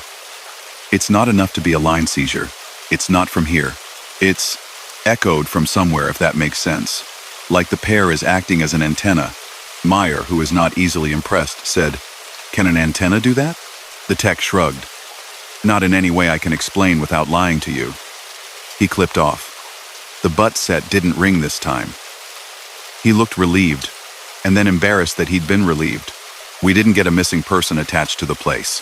No one's family called and said, "He didn't come home from a night shift, and last we heard he was taking the A7. The indicator cap matched 12 different models across 5 years. It hung in our property room with other small pieces of almost stories. Then, on a Sunday during day shift a month later, they closed that section for works to replace a barrier. Big machines, day crews, normal noise. At 14:10, the variable message sign upstream flashed, H-tongue, unfall, for a minute. No accident was logged. The traffic management people called us to ask if we'd asked for it. We hadn't. At 14:11, the Lightstell logged another silent call from 178.6, 3 seconds only. Telecom's frame showed another little skip in the dead pair. The Autobahnmeisterei and the tech went and opened the cabinet again because people do what the system tells them, especially when daylight makes superstition feel unnecessary. They closed it again when it behaved like a piece of wire. I've been a police officer long enough to know that almost everything has a sensible explanation if you're patient with your own desire to find a story. A bird sits on the barrier, its foot brushes a sensor. A driver pulls onto the shoulder just beyond the bend and leaves as you come around the curve. Someone pressed the test button on a pillar a kilometer down, and the ID was wrong in an old database. You stack those possibilities because part of the job is convincing the part of your brain that wants to be haunted that it can sit down and drink its coffee like everyone else. But there are things that make their own space in you. For me, it's that empty bracket and the sticker telling you how to speak. It's a truck driver who saw a blink at a height where hazard lights would be if the grass was hungry. It's the tiny tone of a call in a handset that's not attached to anything. It's the smell of hot plastic that lives for minutes and then is gone like you never had rights to it. One night in December, fog rolled low and thick, the kind that makes the motorway feel like a hill road. Visibility down to 50 meters. We went slow with the rear reds on. As we passed 178.6, our radio made a short, harmless carrier sound, just the blank breath of the system opening and closing with no voice. It happens. It sounded, to me, like a room preparing to speak and deciding against it. Meyer didn't look at me. He didn't have to. We both watched the bracket, and then watched the road again. In spring, they removed more of the old pillars along that stretch. Concrete bases left like teeth again. The little blue arrow plates stayed. The day after the crew at 178.6 ground, the bolts flush and swept the verge. The Lightstell got one more silent call, 10 seconds, 3 tones. It logged at exactly the minute a line painter drew a fresh white edge along our hard shoulder there. He was doing his job. So were we. When I pass that spot now, I check the shoulder the way you always do. I watch the verge. I watch the mirror. I'm not waiting for hazard lights. I'm listening for the sound a place makes when it has a habit it doesn't want to break. If you give me a rational explanation, I'll take it and put it in a report because that's the profession. If you don't, here's the thing I can still say like a police officer and not as someone telling a bedtime story. A decommissioned emergency phone identified itself more than once, sent its location clean, and then said nothing. We came. We looked. If there was someone to help that night, they were either already gone, or the call was for the road itself, trying to keep doing what it was made to do. Story number 6. I'm with the provincial police in Northern Ontario. Nights up here are long and honest. You get the sky like a lid of dark steel, the snow squeaking under your boots, hydro lines humming when it drops below 20, and the kind of quiet that lets you hear your own radio before it speaks. Our 911 calls route through the Provincial Communications Center PCC. They're steady in your ear no matter what the hour is. It was January, one of those stretches where the temperature stays low enough that the snow never turns to slush, just drifts, settles, and squeaks. I was on mids, a double crew car until midnight and solo after that, working a district that's more rock and lake than anything else. Around 2:30 a.m., the radio gave that soft carrier hiss, and PCC put out, Unit 124, 911 open line, Phase 2 coordinates plotting Lake Bracken, possible cottage lot. No voice, call dropped after 14 seconds.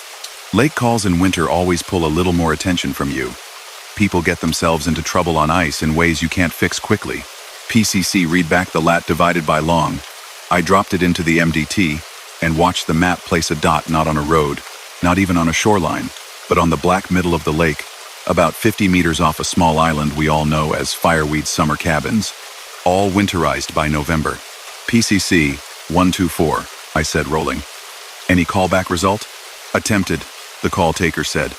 Rings twice, drops to fast busy. Subscriber is a landline bell registered to a seasonal address on Fireweed Island. Account shows season hold. No active services. Telco is confirming. Copy, I said. En route. Advise fire and EMS to stage at West Point launch. I'll check ice conditions and make a decision. They roggered. I swung past the detachment long enough to grab the ice picks we keep by the back door and the throw bag we all practice with more than we use. On the way out of town, the sky gave a soft push of wind across the plow berms, and my headlights threw the snow back like confetti. The kind of night where sound travels too well. The West Point launch is a gravel patch with a municipal sign that looks brave in summer and lonely in January.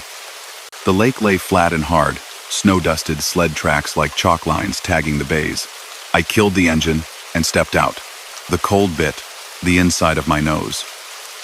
You could hear the lake talking ice. Makes its own language in the cold.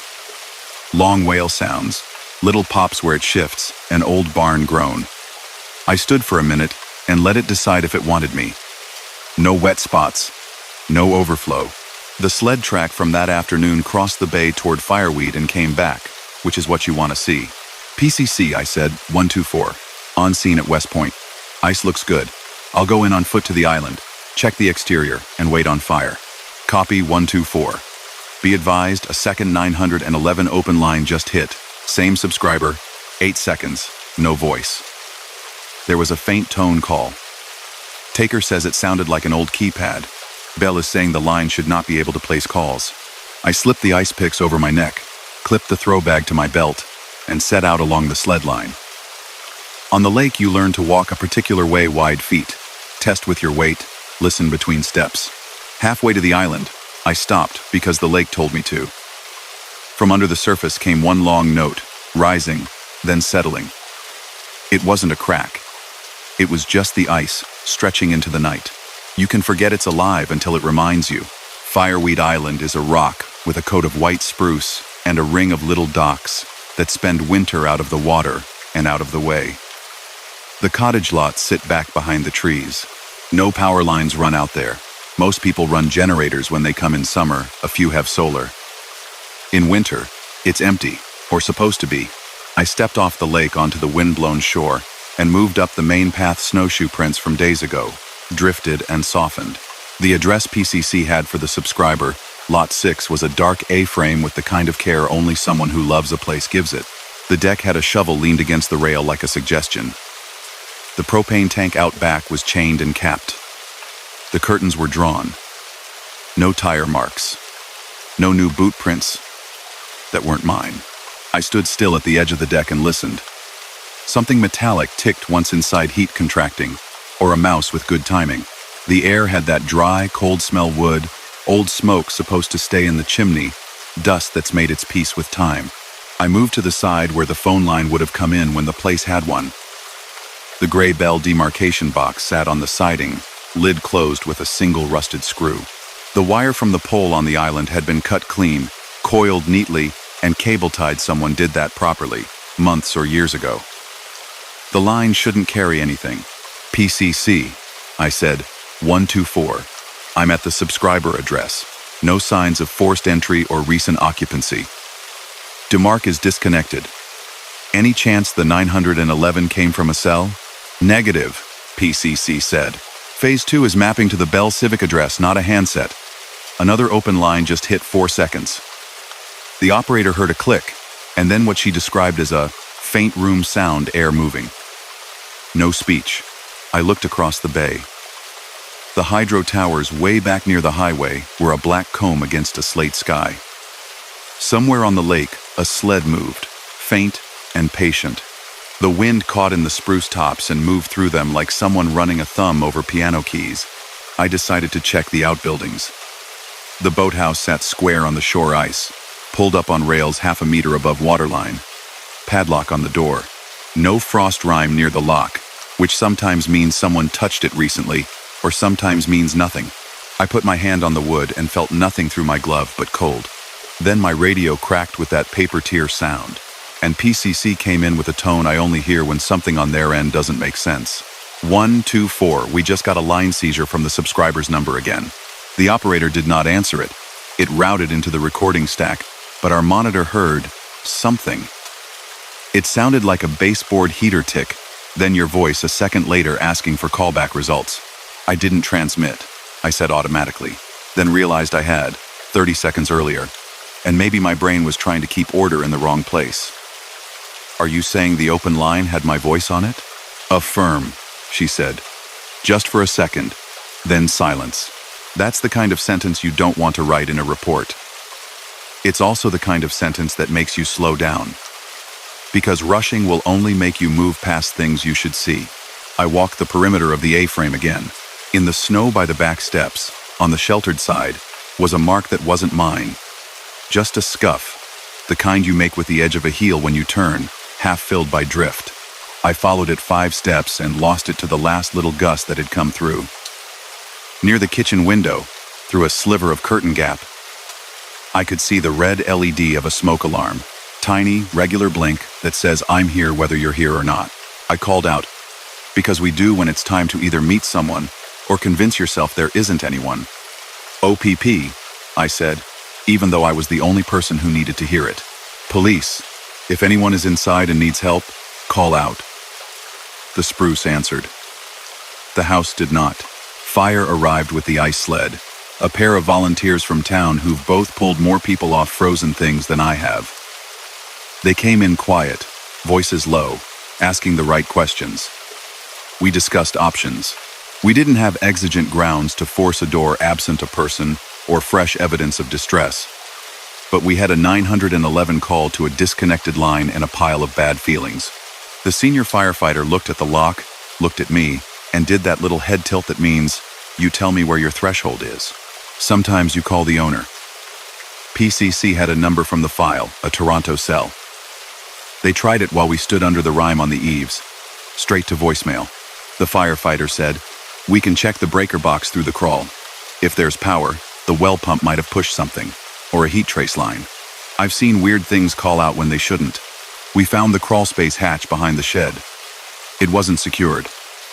I slid it back, shone my light in. Everything smelled like earth and insulation. The breaker panel sat high on the back wall. I squeezed myself in on my side, feeling 40 years old and heavier than I like to admit, and angled the beam. The main breaker was off. Every branch breaker was off. The meter outside one of the older dial types was still, no power to anything. The little red smoke alarm LED? Battery unit. Back outside, the boathouse padlock made the sound a cold lock makes when you test its solid refusal. I put my ear to the wood and heard the lake talk under it. For a second it sounded like a voice behind a door, and then my brain corrected itself. Fire stood with their sled and watched the tree line like it had a traffic light. PCC, I said, we're not making entry at this time. No power, no obvious emergency. Can you log a property check and see if Bell can tell us anything else about that line seizure? End. Copy, PCC said. Also advise, a third open line hit. 10 seconds. Call taker says she heard a tone like an old voicemail prompt. We do not have voicemail on 911. Bell calls it not possible. They're sending a note to their emergency liaison. We walk back out across the lake with our lights low, because it felt wrong to leave with our lamps blazing at a dark house that didn't ask us to come. Halfway to shore, the ice gave one of those long cello notes, and fire laughed under their breath without joy. On the shore, EMS had their rig idling politely. Patient in that way, paramedics learned. We cleared them. We cleared the call. I wrote what I could into CAD and left the rest for the supplemental. The next night, mids again, same cold that makes your teeth feel made of metal. At 2:31 a.m., PCC toned me. 124, same subscriber, 911 open line, 6 seconds, no voice, they said. Maps to the same spot. I didn't even swing by the detachment for the bag this time. I drove to West Point and did the lake again. The sled track was now mine as much as anyone else's. The house was the house. The spruce was the spruce. I stood where I'd stood. It was one of those moments where the night felt like a record skipping back to the same line. I tried something that either helps or doesn't. I shut off my radio for 10 seconds. You're never really off duty when you do that. But sometimes silence is the only instrument that will play. In that quiet, with only the sound of the lake and my own breath, I heard 2 short beeps from somewhere near the boathouse. Not loud. The pitch was wrong for a smoke alarm battery chirp higher, closer together. I moved toward it, and like sounds do when you move toward them, it moved away, or stopped, or I had been hearing something that wasn't willing to be followed. Back on shore, I turned the radio on and called PCC.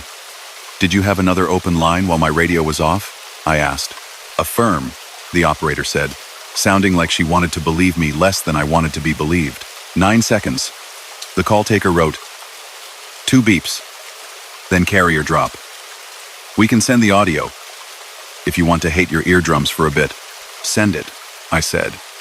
She emailed it to the detachment. I listened to it at 3 in the morning on a government issue computer that has never sounded good. The beeps were exactly what I heard. They could have been anything. A cheap alarm panel. A toy. The preamble tones some old answering machines used to throw out, like a handshake to another machine that didn't exist anymore. We asked Bell for the line history. Their emergency liaison rang me in the afternoon with a voice that was tired and friendly. "That island line's been off contract since last spring," he said. "No dial tone. At the exchange, the pair is air-gapped. There's no way to seize 911. Your PCC's call log shows incoming on a number that has no active mapping. If you ask me officially if that's possible, I'll say no. If you ask me unofficially, I'll say old copper can be weird and cold with certain loads and crosstalk, and also your ice makes a heck of a ground plane." I thanked him for not laughing. He said, "Don't thank me. I've got a cottage. The old lines out there used to ring once at sundown every now and then." My wife finally stopped asking why. 2 days later, at shift change, a voicemail was waiting at the detachment for me. A gentleman, Toronto number. He sounded careful. "Officer," he said, "I got your card from my caretaker about the visit. That place belonged to my parents. We keep it closed in winters now. There's a landline, sort of. We pay to hold the number. We don't have dial tone. The last time I was up, in October, I plugged an old phone in just to see.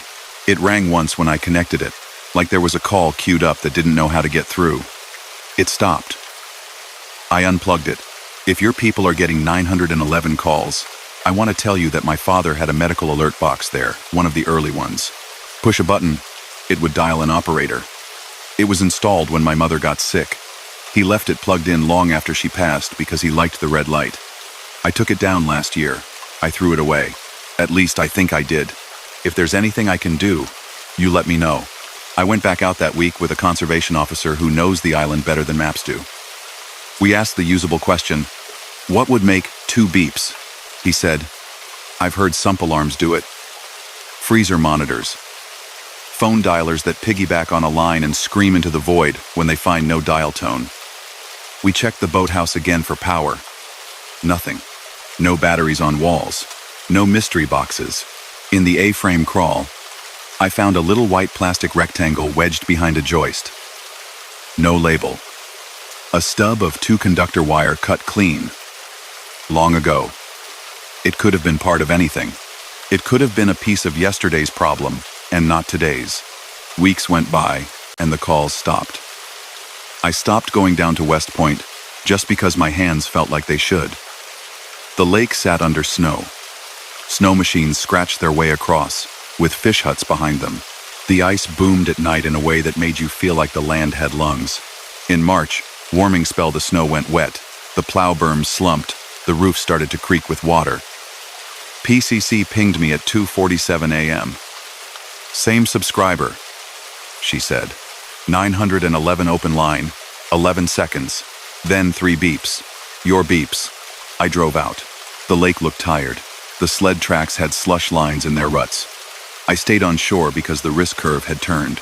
I stood at the boat launch with my hand on the little steel post, where someone tied a canoe that isn't there in winter, and I watched the island as if waiting for a porch light to admit it was on. Nothing moved that wasn't wind. The hydro towers hummed different in a thaw. The world smelled like wet bark and old smoke from chimneys in town. PCC said, "We just got one more. 4 seconds. The call taker swears she heard your car door close." I hadn't opened it. Not yet. I opened it then, and the sound it made had nothing to do with a phone line and everything to do with hinges that want to be oiled. I stayed until I was sure staying wouldn't produce a person. Spring came properly. The lake lost its patience in one noisy day. People came back to the cottages with lists and boxes and hope. I marked the file to contact the owner when the ice was gone. He phoned me first. "We went out," he said, and it was just the same as we left it. Except for the phone. The old answering machine, the one I thought I threw away, was on the floor of the closet with the tapes gone. I don't know how. I might have put it there in October. I don't remember. There are marks on the phone jack where someone plugged in and out a lot, a long time ago. Nobody's touched it since. I know you need something more helpful to say, but that's what I've got. I asked him to check the boathouse for any alarm units, any dialers. He sent me a photo of a white box screwed to a beam with a red LED covered in dust. Model label, "It didn't deserve to keep." Showed it to be exactly what the conservation officer had mentioned. A freeze alarm dialer, old enough to drink. Designed to call a series of numbers when the temperature dropped. "It's not wired to anything," he said. "The wire just ends in the air." We close the file the way we close most, with a summary that says what we saw, what we didn't see, what we did, responded to 911 open lines from discontinued landline. Address checked repeatedly. No persons located, no signs of distress. Telco liaison notes anomalies inconsistent with network state. If anyone reads it in a few years, it'll sound like a lesson in how to say something without implying too much. It's still a lesson to me. I would like to tell you that's where it ends. 2 weeks after they opened up the places for the season, I was parked at the end of my shift near the edge of town with a coffee that didn't deserve the name. My phone, my personal one, not the radio lit up with a voicemail from an unlisted number. It shouldn't have. I don't hand that number out. I let it play. It was a pocket of room tone, then 2 small beeps, then nothing. I told myself what you should tell yourself in my line of work. Coincidences are real. The world has more machines than anyone keeps track of. Every time I drive by West Point now, I don't look. Not on purpose. I let the lake be a lake and the island be an island. But sometimes, when the temperature is right and the clouds sit over the hills like someone put their hand on them, my radio gives a small, innocent carrier with no words in it, and at the same second, my car's dash does a little relay click. You can barely hear, unless the heater is low. None of that means anything to anyone else. To me, it means I'm a person who answers calls, even the ones that come from places that aren't supposed to have a voice. That's the job. A number rings, a light blinks. A map dot appears on a lake where no call should come from. You put on your jacket that smells like other nights. You check the ice. You cross. You stand with your breath clouding in front of you, and you listen until the place gives you either a person or nothing at all. Then you write what the night will allow you to write. And every now and then, when the house is quiet and your own smoke alarm does its tiny midnight chirp because the battery hates the cold, you take a second to name what you're feeling. Not fear, not even unease, just the sense that somewhere out on the ice, in a small A-frame that was loved enough to hold heat in memory, a machine still hasn't learned how to stop asking if anyone is coming.